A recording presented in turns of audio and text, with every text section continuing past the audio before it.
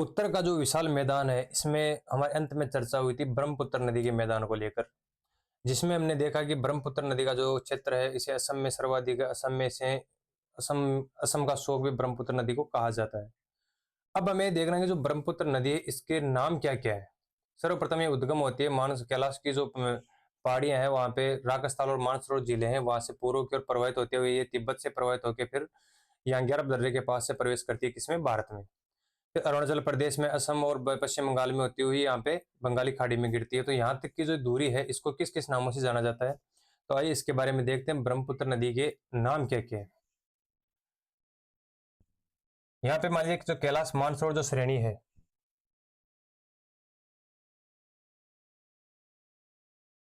कैलाश जो पर्वत श्रेणी है जो कि ट्रांस हिमालय की थी, काराकोरम, लद्दाख, जास्कर और कैलाश, इसमें से राकस्थल और जो मानसरोवर झीलें थी, यहाँ से जो नदी है कौन सी निकलती है, ब्रह्मपुत्र। और यहाँ पर जो अरुणाचल प्रदेश में जो यांग्यार दर्रा है जो चीन से जोड़ता है, यहाँ से किसमें प्रवेश कर जाती है, भारत के अंदर, जो कि इसे तिब्बत के अंदर इसके किस नाम से जाना जाता है, इसे जाना जाता है सांगपो,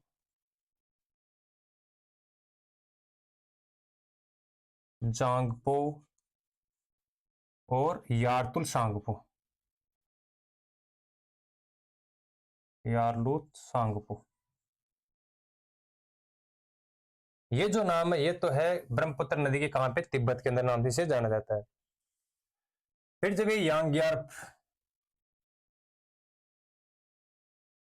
यांग्यार दर्रे से जब भारत के अंदर प्रवेश कर जाती है अरुणाचल प्रदेश में, तो अरुणाचल प्रदेश में जब ये प्रवेश करती है तो इसको यहाँ पे किस नाम से जाना जाता है, उसका नाम है दिहांग।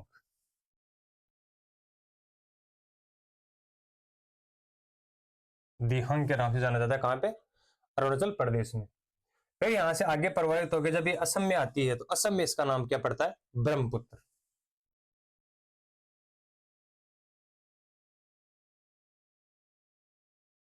ठीक है। असम के अंदर सर्वाधिक अपना मैदान भी बनाती है, और असम के अंदर जो ये यारतुल सांगपो, सांगपो, जांगपो, ये तो नाम कहाँ पे इसके, तिब्बत के अंदर है। और आगे जब बात करते हैं कि इसका अरुणाचल प्रदेश में दिहांग और असम की बात करें, इसका नाम क्या पड़ जाता है, ब्रह्मपुत्र पड़ता है। अब इसमें हमने दो चीजें देखी। सबसे बड़ा जो नदी द्वीप है मांजुली, वो सबसे बड़ा नदी जो द्वीप है वो किसमें, ब्रह्मपुत्र नदी में। सबसे छोटा जो नदी द्वीप है उन्मादा, वो भी कहां पे, ब्रह्मपुत्र नदी में। पारिस्थितिकी तंत्र को लेकर अभी हाल ही में क्या है, चर्चा में भी रहा है कौन, ब्रह्म जो ये मांजुली जो द्वीप है, नदी द्वीप, वो अभी हाल फिलहाल पारिस्थितिकी तंत्र को लेकर चर्चा में भी रहा है। अब जो असम असम है, यहाँ पर इसको क्या नाम दिया गया, ब्रह्मपुत्र नदी नाम दे दिया गया। और ब्रह्मपुत्र से आगे जब गंगा मिलन का जो इसका क्षेत्र है,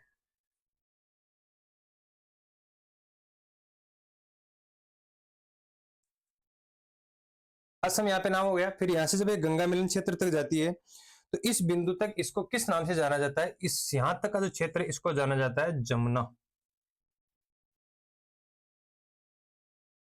गंगा का जो मिलन होता है यहाँ पे इधर से आके यहाँ तक जो गंगा ब्रह्मपुत्र नदी प्रवाहित होकर जाती है, तो पहले तो इसका नाम असम में तो क्या हो गया, ब्रह्मपुत्र, अरुणाचल प्रदेश में हो गया दिहांग, और तिब्बत के अंदर यारतुल सांगपो, और यारतुल सांगपो, सांगपो और जांगपो नाम हो गया। और आगे जब ब्रह्मपुत्र नदी से आगे ये गंगा मिलन स्थान तक जाती है तो इसका नाम हो गया, यहाँ तक क्या हो गया, इसका जमुना हो गया। फिर आगे जो गंगा मिलन से आगे जब सुरमा नदी इसमें मिलती है,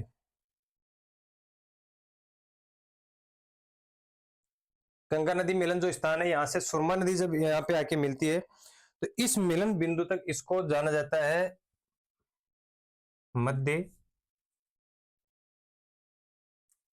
पद्मा। ठीक है। गंगा ने मिलन स्थान फिर यहाँ सुरमा नदी तक जाती है, यहाँ पे किस नाम से जाना जाता है, इसको मध्य पद्मा के नाम से जाना जाता है। और दक्षिणी इसका जब इसका फिर दक्षिणी भाग होता है, जब डेल्टा बनाने से पहले, तो इसको जाना जाता है किस नाम से, मेघना।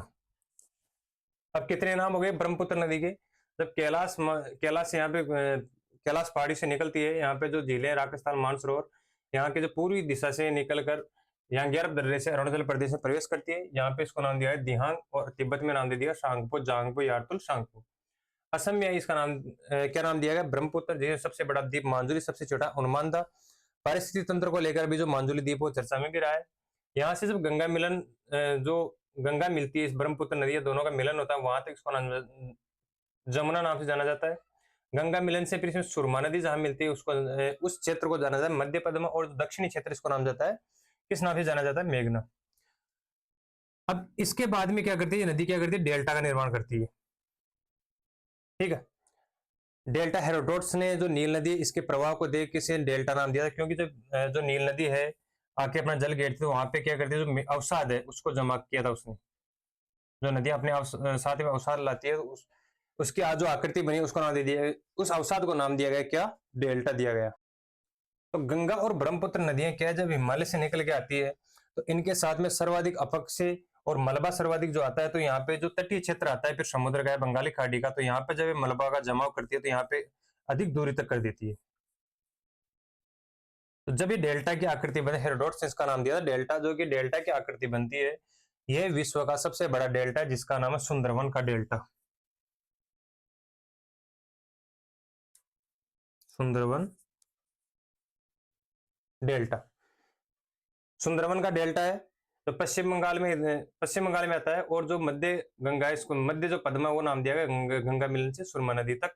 असम में इसको ब्रह्मपुत्र, अरुणाचल प्रदेश में दियांग, और केरला से निकल के आती है उद्गम होता है तिब्बत के तरफ, वहां पे दिया गया यारतुर, सांगपो, सांगपो और जांगपो। अब डेल्टा बनाए पश्चिम बंगाल के अंदर, जो मध्य में जो टीले ऊपर उठे हुए रहते हैं, मैंने कल भी बताया था कि जो टीले रहते हैं, नीचे वाला जो क्षेत्र जल में डूबा हुआ है इसको तो बील, ऊपर वाला है जो स्थान इसको क्या नाम दिया गया? चार या चर के नाम से जाना जाता है।